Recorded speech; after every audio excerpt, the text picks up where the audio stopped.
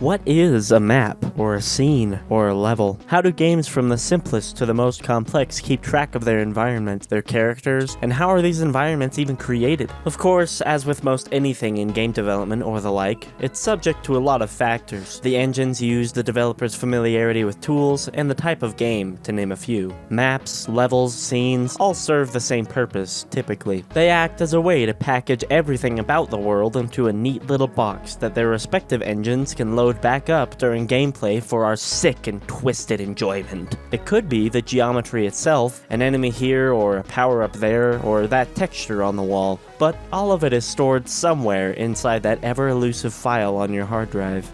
As someone who's mostly used Source and Source-like mapping and design tools, I think it's natural that I tend to imagine other games having used similar systems to those used with Source. But I still find myself questioning, at every beautiful vista, just who created this view and how.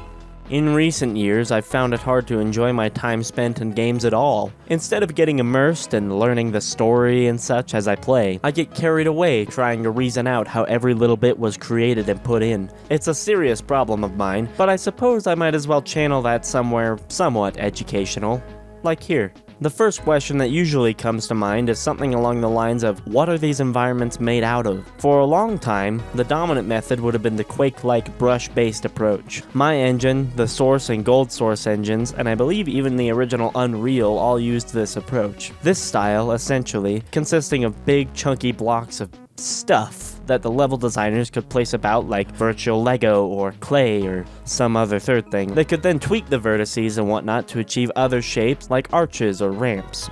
This was prominent for a lot of reasons, but largely because it was easy to work with and block out levels, and a lot of optimizations at the time worked a lot better with the simplified geometry that the map compilers would produce. Somewhere in recent memory, however, most game developers switched over to their own mesh-based approaches. This is both similar and different in a lot of ways to the brush methods. I don't personally click with them as much, but they generally end up looking a lot smoother and cleaner than brushes do. Something generally non-negotiable, however, is the creation of a tool to author all of these environments.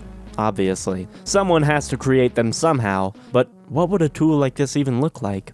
Tools are also heavily nuanced. Most, if not every, game studio with their own engine has had to create some tools of their own. Even studios working with known engines might need separate tools for specific parts of their development.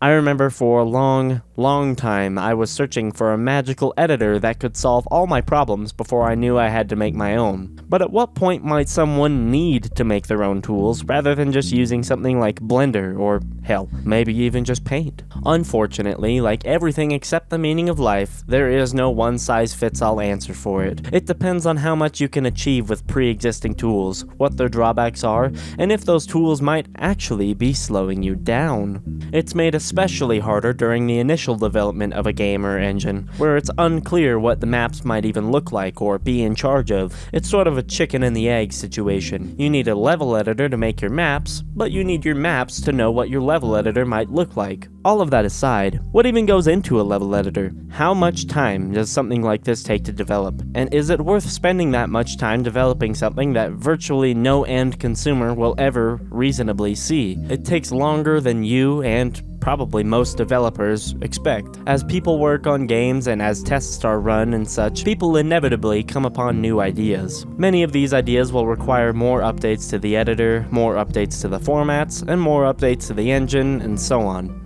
It also depends on how much someone wants their engine to be moddable. If you were absolutely insane, you could just hardcode absolutely everything, but that's just making everyone's lives more difficult, isn't it? It could be that a game's editor isn't complete until the last few months of a development cycle, or maybe for something simple it could be done in 1 month. All of it is variable to what a project might need, and how much it could change throughout its lifetime. For my own case, I've spent all of the past 2 or 3 years that I've been working on the engine also working on the editor in tandem, but for some projects it could easily reach double that, if not more. All in all, is it worth it? Is it worth spending so much time on such a basic tool, where even the bare minimum is fine?